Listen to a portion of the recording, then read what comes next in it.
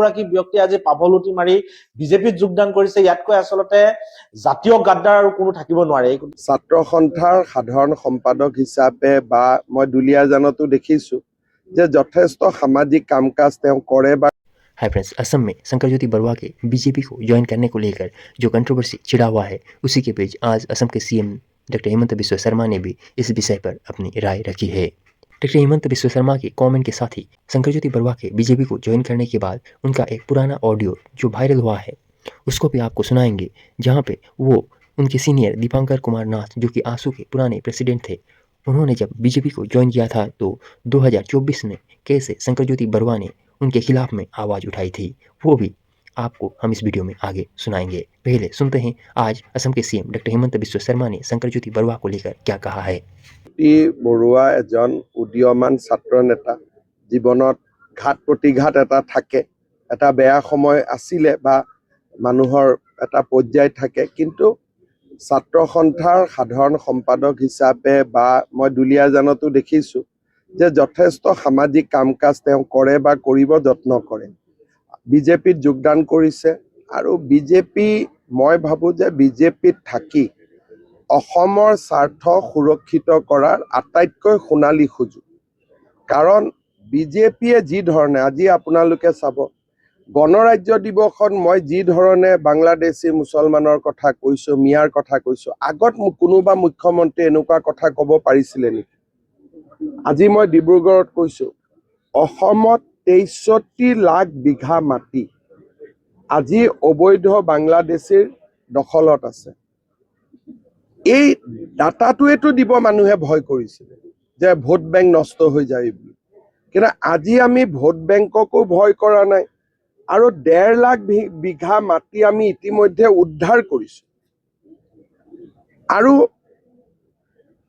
আঞ্চলিকতাবাদ মানে কি? এইটো নহয় জানো যে অসমখনক বিদেশী মুক্ত কৰিব লাগে, অসমৰ সম্পদসমূহ অসমৰ কাৰণে ব্যৱহাৰ হ'ব লাগে, বেলেগটো আঞ্চলিকতাবাদ বুলি একো নাই, অসমীয়া ভাষা ধ্ৰুপদী ভাষা হ'ব লাগে, লাচিত বৰফুকনৰ সুখ্যাতি জগতত বিয়পি যাব লাগে।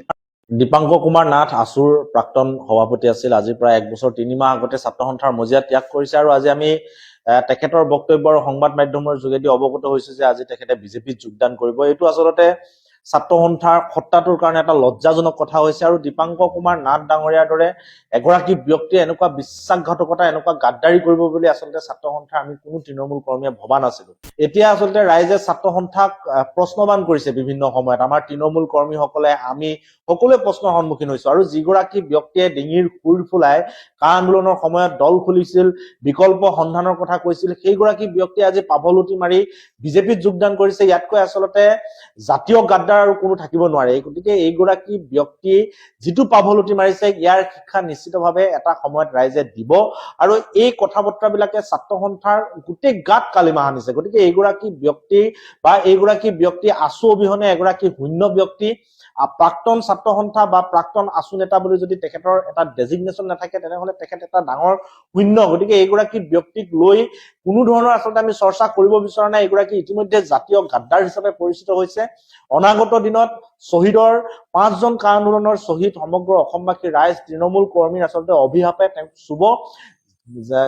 জাতিৰ গাদ্দাৰ কৰি যদি তেখেতে গাদী ৰক্ষা কৰিব বিচাৰিছে, গাদীত বহিম বুলি ভাবিছে, এইটো তেখেতে ভুল ভাবিছে আৰু এই কথা বতৰাবিলাকে অনাগত দিনত তেখেতক খুলি খুলি খাব, এইটো এটা স্পষ্ট কথা।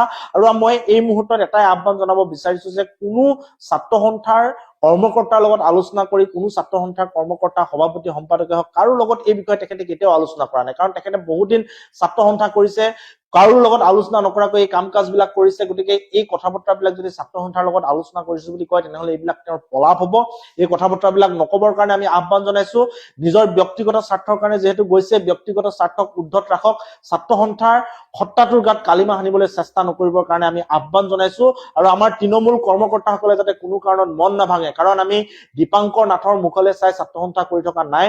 দীপাংকৰ নাথ মানে ছাত্ৰ সন্থা নহয়, ছাত্ৰ সন্থাৰ এটা সত্তাটোক ব্যৱহাৰ কৰি দীপাংকৰ নাথে আজি এই পাভলতিটো মাৰিছে। গতিকে এই কামটো অনাগত দিনত যাতে কোনেও নকৰে তাৰ প্ৰতি আমি ছাত্ৰ সন্থাৰ প্ৰতিগৰাকী কৰ্মকৰ্তাই এতিয়া চকু ৰাখিম। तो फ्रेंड्स, शंकर ज्योति बरुआ की बीजेपी ज्वाइनिंग को लेकर आप क्या कहना चाहते हैं? आप अपना व्यू कमेंट में जरूर रखें। तो friends, thank you for watching. ऐसे ही असम और देश दुनिया के लेटेस्ट खबर पाने के लिए आप हमारे चैनल को जरूर सब्सक्राइब करें।